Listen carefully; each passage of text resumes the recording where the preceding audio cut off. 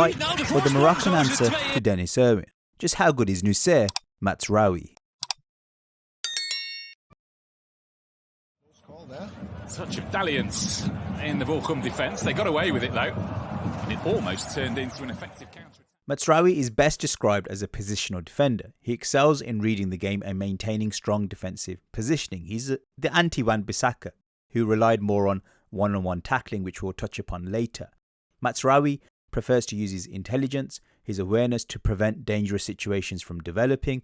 He's got an ability to track his man, adjust his body shape, keep an awareness of both the ball and his opponent. Interceptions form a key part of his game. He's got that anticipation to cut out passes before they become threatening. Proactive player at the right place at the right time, blocking passing lanes and prevents through balls. He can also block crosses quite well. When playing in a high line, he's very adept, I think, at supporting his centre-backs by providing depth. He covers runs in behind, makes it difficult for opponents to exploit spaces between the fullbacks and the centre-backs. He's also quite a disciplined and professional defender who rarely loses focus. So his positional integrity makes him a reliable option, particularly dealing with wingers who rely on off-the-ball movement and are more about goal scoring rather than running at him one-on-one. In that sense, he reminds me a bit of Tomiyasu. He's someone who you're probably better off taking him on directly rather than attempting to play intricate 1-2s behind it. But Ljubicic was doing the protecting. Farid Alidou just coming off second best. Whilst Mazraoui is strong in positional defending, his one-on-one defending leaves something to be desired. I think the key flaw is his lack of composure. Instead of carefully assessing the situation, in a one-on-one duel he acts too hastily. He tries to force errors from his opponents. And that can leave him vulnerable to skilled attackers who can knock it around him or, quickly change direction with a croqueta. He does have that quickness and that tenacity to recover in some instances, but I think stronger or more powerful wingers down the line can potentially overpower him. I don't think he's the most imposing defender. Yeah, he's nippy, he's tenacious, but he doesn't have a huge amount of strength. So this could be a potential weakness, particularly in the Premier League where the wingers are going to mostly be, someone like Leon Bailey, for example, I think could succeed against a player like a Mazraoui. Someone like Salah, who relies more on his goal scoring and off-the-ball movement, would be a better job for him in terms of man marking. So I think it depends on what type of opponent he's going to be facing. And that paints the picture for you, but maybe Bayern could change things here. Sané all of a sudden pops up. Well, it's better from a Bayern. With regards to Mazraoui's long passing, I'm genuinely impressed. Boasts a 60% pass accuracy rate for long passes, and he makes a significant number of these per game. So he's consistently finding his target over long distances. He's someone who's adept at reading situations, executing passes that can advance play effectively, and he hits it with a beautiful amount of weight. He's got fantastic technique, ability to use both feet for long passes, whip balls down the line with his left foot, his right foot, his switches of play. They've got zip to them. He's got that technical empathy where the players can receive the ball really easily from his long passes. I think he'd be really useful in terms of if he does go into an inverted role, he can really open up opponents, I think, with his long passing. I think it's an underrated, underappreciated part of his game because if you look at someone like Trent Alexander-Arnold, who's a fantastic long passer, but the teams are built in a way where they exploit that. I don't think Mazraoui's had that platform where teams exploit his long passing yet, but they should because it's a really interesting factor of his game and a unique selling point. You only get the week to work on it, and if suddenly those gaps start to open up as they are doing now, it's difficult to recover. Hey guys, just to let you know, we've just created a new channel. It's going to be more like a podcast type of setting. You're going to meet the rest of the Pythag gang, in-depth analysis as always, but in more team-based type scenarios, more hot topic based content. So please subscribe to the Pythagoras Perspective. And also if you're interested in watch-alongs and weekly fantasy football discussions, also consider subscribing to us in our playback channel. All of these are available in the description below. See you guys there.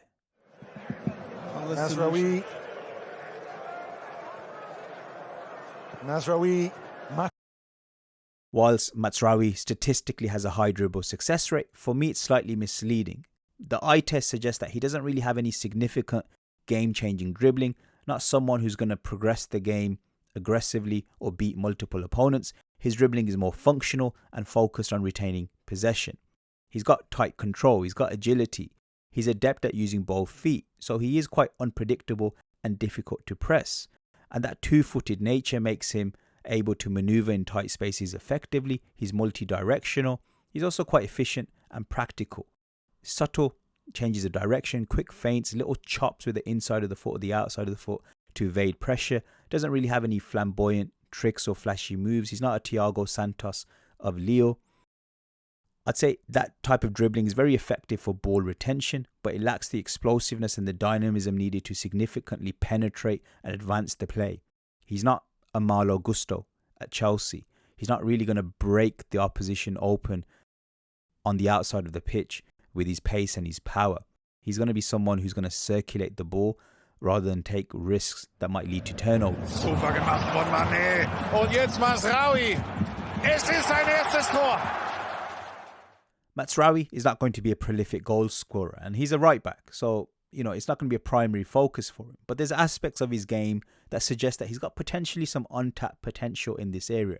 He's never really going to be an FPL must-buy in terms of like a goal threat wing back. He's not a fullback who regularly bombs forward with the intent to score or assist. His forward runs are usually more measured, more tactical, focused on maintaining structure rather than seeking out goal-scoring opportunities. That said, when he has made off-the-ball runs into advanced positions, he shows a good level of composure, so I think he could potentially capitalise on chances if they were to arise. Hasn't really been a part of his game that's been unlocked since his move to Munich, but at Ajax there was more signs that he could potentially affect the scoreline. I think he's got this ability to strike the ball cleanly with both feet. His weak foot is more than capable. I think his underlying ball striking technique is solid, but it hasn't really translated during his time at Bayern Munich. But I'd like to see him given that freedom to make more intelligent off-the-ball runs, because if he gets into good spaces, I think his technique warrants him being given the freedom to strike on goal a bit more.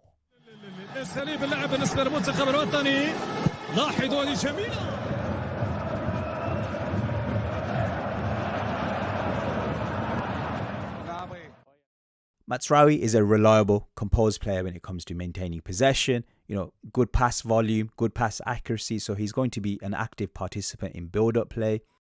He also is quite progressive with the ball as well, so he's not someone who's just going to be passing backwards and sideways. He's going to help move the ball forward effectively. He's got a good balance between safety and progression, good passing IQ, whether it's quick 1-2s to move the ball down the flank or measured switches of play, which we'll touch upon later.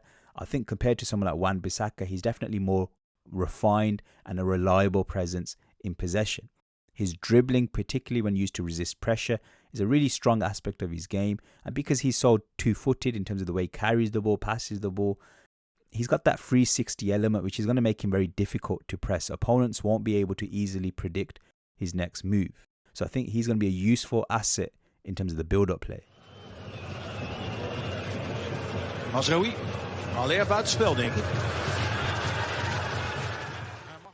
Mazraoui is not a player who's going to be content with merely recycling possession. He's actively going to look to push the play forward with his passing, not necessarily his dribbling.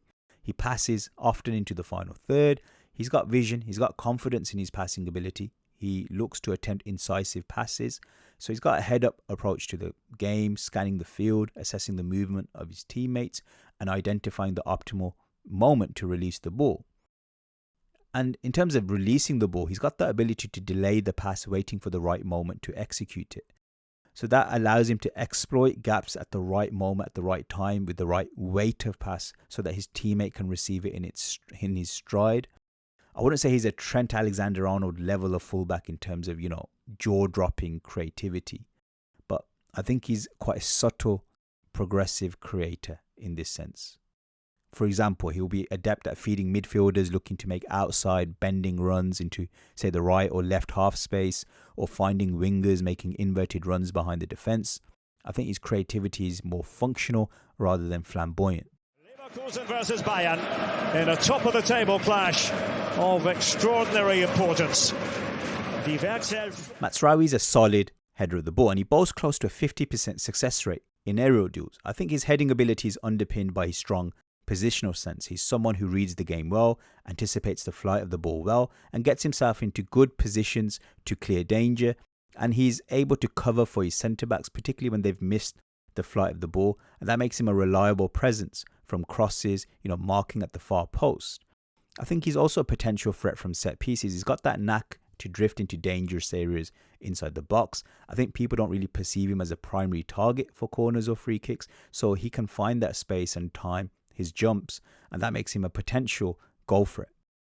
Compared to someone like Wan-Bissaka, I think his heading ability is more dependable. I wouldn't say he's a physically dominant force in the air. Against an elite aerial threat, let's just say, compared to Cristiano Ronaldo, if he's up against a player like that, I think he could struggle.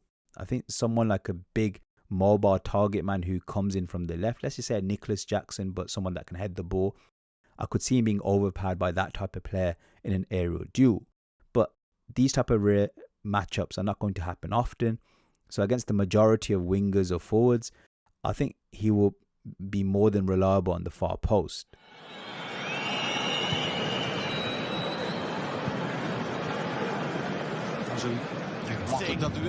Mazraoui, the queuing up in the middle, and there is the opening goal. And Mazraoui's crossing statistics are not impressive. Low accuracy rate, close to 20%, and doesn't really make that many crosses per game. But the eye test suggests that he could be quite an effective player in different contexts. In terms of firing balls across the 6-yard box, I think that's his best type of delivery. I think it's effective for players making late runs or attempting to score tap-ins. He's a versatile player in terms of he can play off both flanks, play off both feet. So he could go down the line, both sides of the pitch, or come inside and put inverted crosses in. Now, his left foot, I think, is weirdly better for lifted crosses, whipped crosses, than his right foot. And that adds a really unique dimension to his crossing ability. I think in terms of areas for improvement, obviously he needs to improve his accuracy rate. I think he needs to put more crosses in. But I think he's got technical foundations to be quite an effective crosser. I just think he needs to be encouraged more to make it more a bigger part of his game, because there's definitely an assist threat here, in my opinion.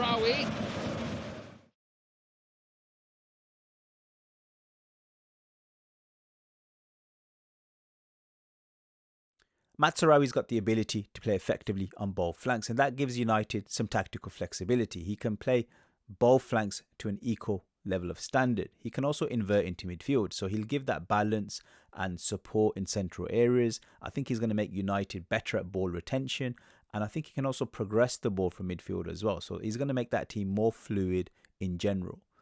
He won't be renowned for overlapping runs or aggressive attacking play. So this limitation means that he's not someone who, if you play with Dalot, you're still going to have the problem that both fullbacks, and one of them has to be the more attacking fullback. And I don't think either of them is that good at being a penetrating, overlapping fullback.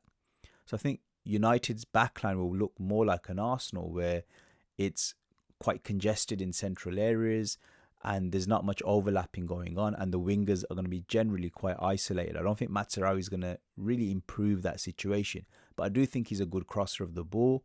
So if he can get into advanced areas, I'd like to see his crossing be developed and become an asset rather than what seems right at the moment is a statistical liability. I think tactically as well, I wouldn't really use him one-on-one against wingers who prefer to dribble at a high volume. I think Dalot should be the player used one-on-one against those type of wingers. But I think if you're up against a winger like a Mo Salah, where there's lots of runs off the ball, I think Mazraoui's got really good off-the-ball positional play, and that's the type of wing forward that he should be used to mark.